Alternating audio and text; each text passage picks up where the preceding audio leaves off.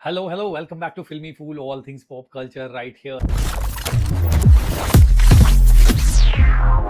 I am back and this is a fantastic week because one of my nostalgic powerhouses has returned.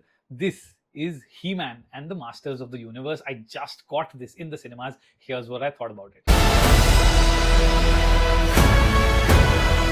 He-Man and the Masters of the Universe brings together the iconic toys from Mattel. The cartoon is what I've grown up with. It was, I think, to my memory, the first action figure that I owned in my life, and I have seen these episodes on repeat as I was growing up. It was the time of VCRs and video cassettes, so I had these episodes recorded and I would watch this every day after coming back from school. And I've heard these stories from my grandparents, from my parents, about how I wouldn't eat food till He-Man was playing on TV.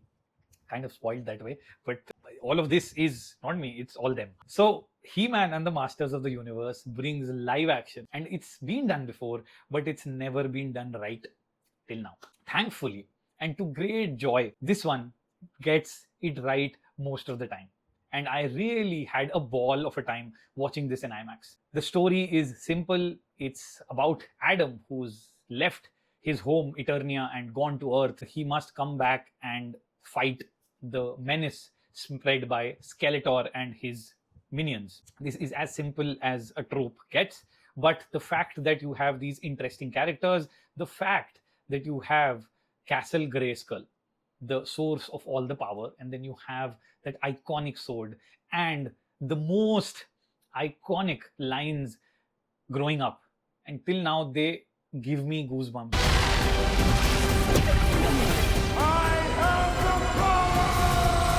And I had tears in my eyes the first time I heard them in the movie. By the power of Grayskull, I have the power. It is just, it does something to you. If you've grown up on He-Man and the Masters of the Universe, you would know what I mean. This is a special film for so many reasons, but even if I try and get the bias out, it's still an enjoyable film that new people coming to the franchise for the first time would enjoy. And I hope this can be the start of things to come, because it started off right. It started off reasonably well. The action sequences are decent. The world building is good. The characters are casted almost pitch perfect. Nicholas Galitzine is cast very well as He-Man. The only drawback here is the fact that obviously they had to prioritize the looks, the acting chops and all of that, but I do miss the voice. By the power of Grayskull!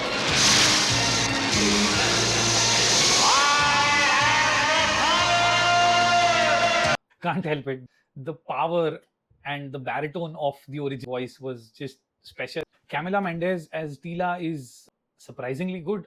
I guess they got that right as well. I imagined her to be slightly taller, but she does play the part really well.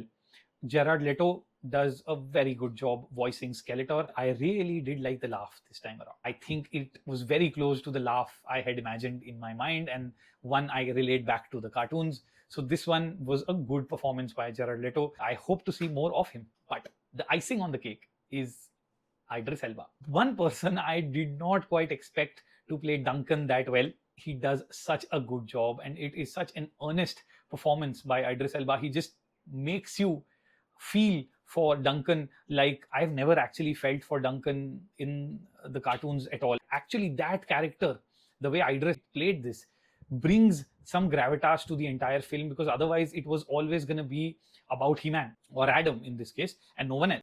Because it's him playing Man-at-Arms, you feel there is another anchor character and anchor arc carrying that weight. So his entire journey is also very good. My fault.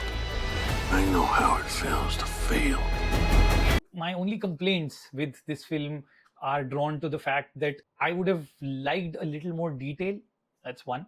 On a few characters, on the story, on just the world building overall. I would have wasted less time on the entire scenes on Earth. And I would have used the iconic music pieces a lot more. I am Adam, Prince of Eternia and defender of the secrets of Castle Grayskull. I really wished there was more of that. This is a typical mass action blockbuster that is around for the summer holidays. So it's a good bet to make for the makers of this film. I would say you can go ahead and enjoy this film. One of the favorite things from this film is the fact that it does not take itself seriously all times. It knows the absurdities, and guys, it's gonna be absurd. If you're new to this, it's based on a cartoon which is based on a toy.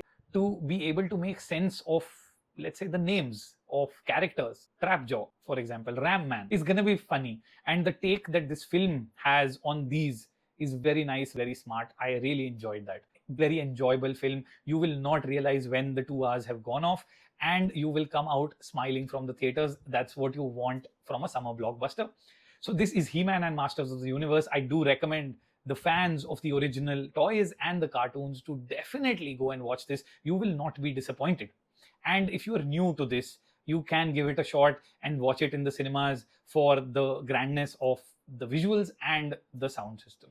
This is FilmyFool signing off. All things pop culture right here, guys. If you have watched till here, please do subscribe, do tell your friends, and ask them to subscribe as well. It would mean so much to have all of you with me on this journey.